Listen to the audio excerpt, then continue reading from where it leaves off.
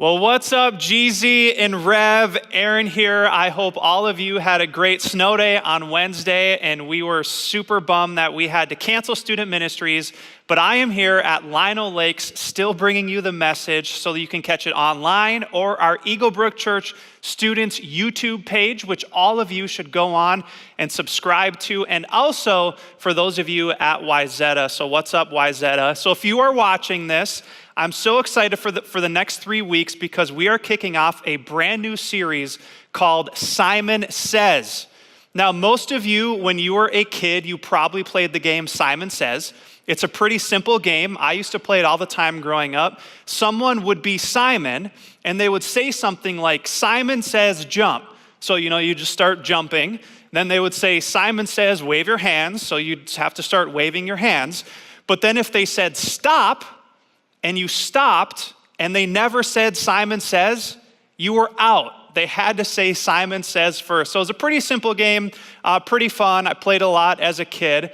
Well, there's a guy in the Bible named Simon Peter, and he was one of the first people to ever follow Jesus, and he wrote a letter in the Bible called 1 Peter, and to a bunch of new Jesus followers. And these people declared their faith in Jesus, and they were now wondering, what's next? What now? So Simon Peter writes them a letter explaining how to now live out their new faith in a crazy world. And this letter is so relevant to us today. In fact, this year, there have been 518 of you in middle school and high school who have put your faith in Jesus. That is amazing. If that is you, I am so proud of you. On top of that, a couple weekends ago, there were 112 students, 112 of you who took that step and were baptized. So that means over 500 of you are new followers of Jesus, and you might be asking the same question they did back then. Now what? What's next? So the question we're going to tackle today is this. Now that I've put my faith in Jesus, how do I live out my faith in this crazy world? So let me give you 2 ways Simon says we should live out our faith from the book of 1 Peter. The first way is to recognize your value. To recognize your value. In 1 Peter chapter 1, Simon Peter says, "But now you must be holy in everything you do, just as God who chose you is holy." Simon says, be holy. To be holy means that you are set apart from this world and you have extreme value. It means that when you put your faith in Jesus, you are no longer common, you are special. You are God's prized possession, set apart to be different and do great things for God. So to illustrate this, I have 3 different pictures of dishware that I brought. The first one here is fine china. Now, fine china is super special. Your parents or your grandparents probably have fine china. And china is like the holy version of dishware. It's holy because it's set apart from the rest of the stuff. You usually keep it stored away in a safe place because it's expensive, it's valuable, and you're only supposed to use it for special occasions. Fine china is set apart. Okay, the second set I have is just like your normal everyday dishware. It's the stuff you use every day. It's not very expensive. It gets beat up. If it breaks, it's not that big of a deal. You can just throw it in the dishwasher and in the drawer. It's common everyday stuff that you use. And the last set here is just plastic, right? It's plastic. This is the cheap stuff. It's not very special. It has no value. And when you're done, you can just throw it away. Now, I show you this because in God's eyes, when you've put your faith in Jesus, you became holy. You are God's prized possession. We're not like cheap plastic. We are like grandma's fine china. We have high value, we have high worth, and we're set apart from the normal and the common. In fact, in 2 Timothy, Paul writes this. I love this. He says, in a wealthy home, some utensils are made of gold and silver, and some are made of wood and clay. They're cheaper. The expensive utensils are used for special occasions, and the cheap ones for everyday use. If you keep yourself pure, so if you keep yourself holy, You will be a special utensil for honorable use. Your life will be clean, and you will be ready for the master to use you for every good work.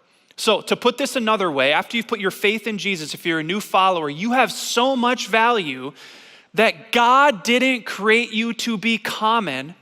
God created you to stand out. God created you to stand out and do good work that no one else is doing. But here's the problem. Okay, that's not easy, is it?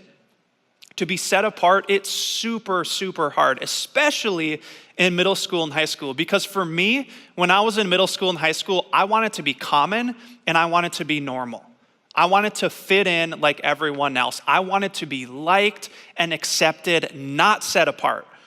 So when I was in middle school, there was a small group of like the cool kids who set the trend for what was cool in our school. And if they showed up to class wearing Doc Martens, or those cool Doc Marten boots or like ripped jeans, everyone else would be wearing Doc Martens and ripped jeans within like a week. They were the trendsetters. Well, after summer break, we kick off 7th grade, and this small group of cool kids all showed up wearing glasses. So just like that, wearing glasses became cool. Everybody wanted glasses. So I went home and I told my mom that I desperately needed glasses. The problem is that I have perfect vision. I don't need glasses. My eyesight, it's like fine china. It is set apart from the normal. So my mom started asking me questions. She's like, well, are you getting headaches? What about the whiteboard? Can you see? Can you read what's on the whiteboard? And I'm like, oh, Mom, that's why my head hurts so bad. It must be the eyesight. And no, I can't read anything on the board. I even tried sitting in the front, and man, Mom, I can barely see the teacher's face. Just completely lied to my mom. And my mom's like, interesting. Okay, well, we should probably get you tested. So I get one of those eye exams when you have to like read all the letters, and I could read every letter, even the small ones at the bottom. But I wanted glasses so badly so I could be common and fit in that I blurred my eyes on purpose and got them all wrong. Even the large letters, I just got those wrong. But I didn't fool the eye doctor. He knew I was completely lying, and he told my mom, he was like, lady, if that kid was as blind as he just pretended to be, he would be walking into walls. He does not need glasses.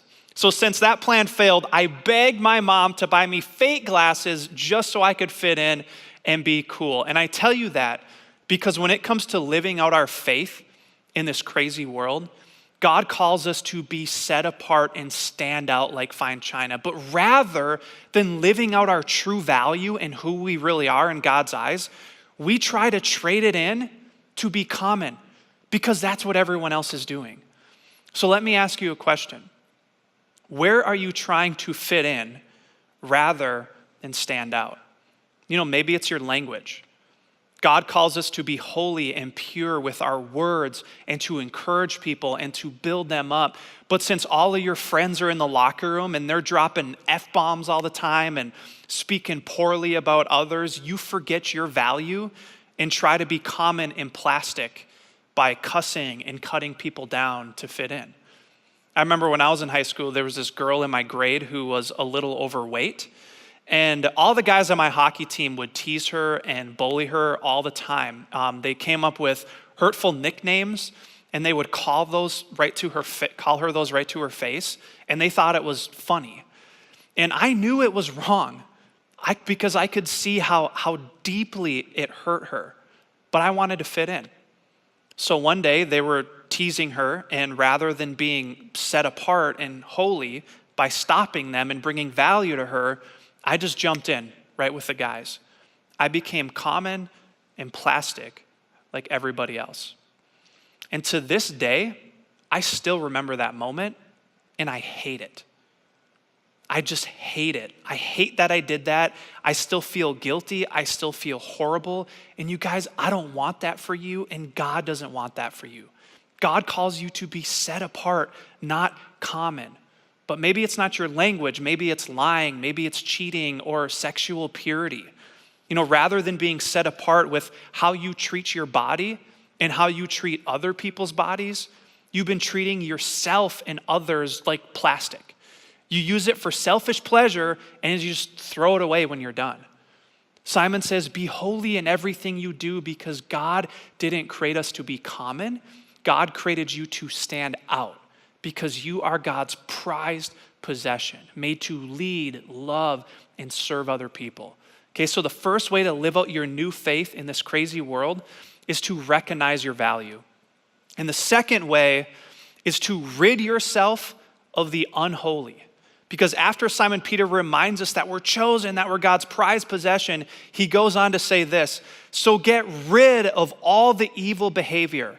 Be done with all deceit, hypocrisy, jealousy, and all unkind speech. Now, most of you know that I have two big dogs. Their names are Bauer and Vaughn. They're Great Pyrenees guard dogs. And this picture right here is of Bauer. Okay, Bauer's our big white dog. And as you can see, he is bright white. And wherever we go, he stands out. In fact, every time we take him somewhere with a lot of people around, he's like a showstopper. You know, he's not common like the other dogs. He stands out. And honestly, it's kind of annoying when every other person stops us and wants to take their picture with Bauer. But one question everybody asks us is this. They're like, how do you keep him so white? You must wash him every week. But the truth is, we wash Bauer maybe once a year, if that. And here's why. When God created a Great Pyrenees, he gave them this like dirt-resistant coat that has this like waxy substance on all of his fur. So if you pet Bauer really, really, really hard for a while, and you look at your hand will have this like waxy substance on it. So if you pour water on your hand, it just beads up and then it just falls right off, just like a raincoat. It's amazing. So Bauer, he can roll around in the dirt, be super muddy, and within a few hours, his coat just rids itself of all the dirt and he is bright white again. It's crazy. And in a similar way, God didn't create us to walk around all muddy with evil behavior, like deceit, which means intentionally hiding sin, or hypocrisy, which means pretending to be someone we're not, or jealousy or unkind speech like everyone else. God created us to shine bright in a dark world. He created us to be showstoppers in our school and on our teams, so that when all of our classmates and our teammates are walking around, you know, just kind of full of the dirt of sin, that they can look at us, see how different we are, how bright we're shining, and wonder, how do you do that? How do you stay so clean? And if we rid ourselves of all the evil behavior, we'll have an opportunity to tell other people about Jesus. That when we put our faith in Jesus, all of the dirt in our lives just fell off. And we've been cleansed through what Jesus has done for us. And yes, we still make mistakes. We still mess up every now and then. But through Jesus, we are cleansed and made white every single day. And because of that, Simon Peter says, stop rolling around in the mud. Get rid of evil behavior. Get rid of that, because that is not who you are anymore. You were made to shine. You were made to stand out so that you can share with others the goodness of such an amazing God. For example, when I first put my faith in Jesus, I was 18. And like many of you, I was still learning how to live out my faith in this crazy world. And one night I was hanging out with two of my guy friends who didn't follow Jesus, and they wanted to go pick up a couple girls. So we go to this girl's house, we pick them up, and then they all wanted to go to a party. And I was newer to my faith, and since I was driving, you know, I still wanted to fit in. So I was like, okay, I guess we'll go. So we get to this party, and these two guys and these two girls go into a different room, and they start doing all the unholy behavior stuff. And they were begging me to come join them in this like plastic way of living. But in that moment, I remembered my value. I remembered what God did for me, that I was chosen and called to be holy and set apart so that God's light can shine in such a dark world through me. So I was like, nah, that's okay. And for the rest of the night, I just sat there completely alone, on the couch in this living room and just started praying for my friends and these girls. And you know what? That night, it was lonely because being set apart and standing out often is. But the reward I felt the next day was so worth the sacrifice because I woke up the next day with no regrets, no shame, and felt more of God's presence in my life. Then what was so cool is that the next day, this is a true story, the next day, both of my friends called me separately and said, Aaron, I am so ashamed about what I did last night, and I feel terrible.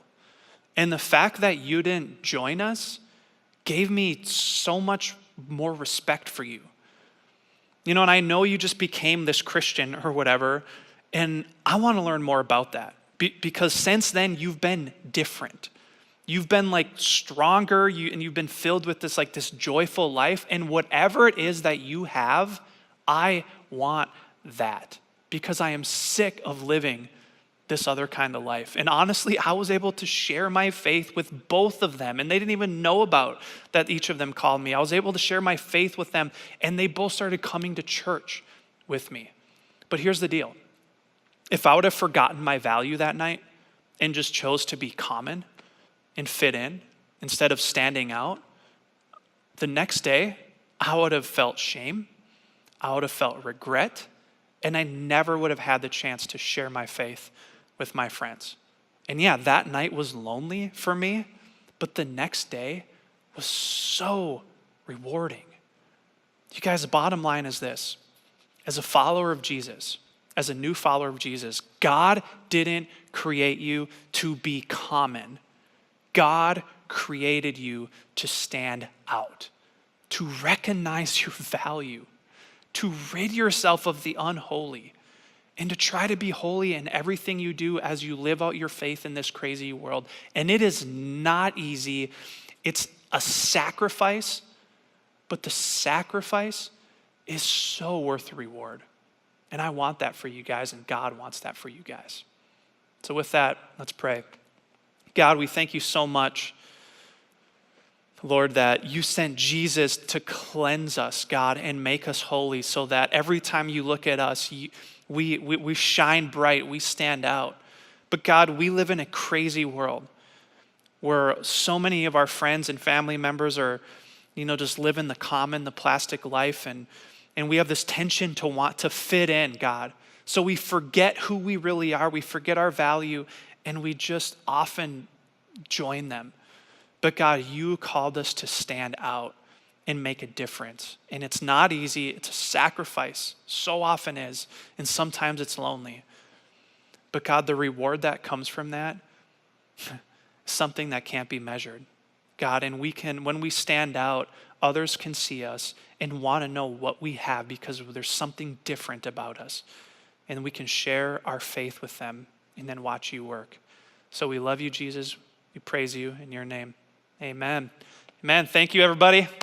Have a good week.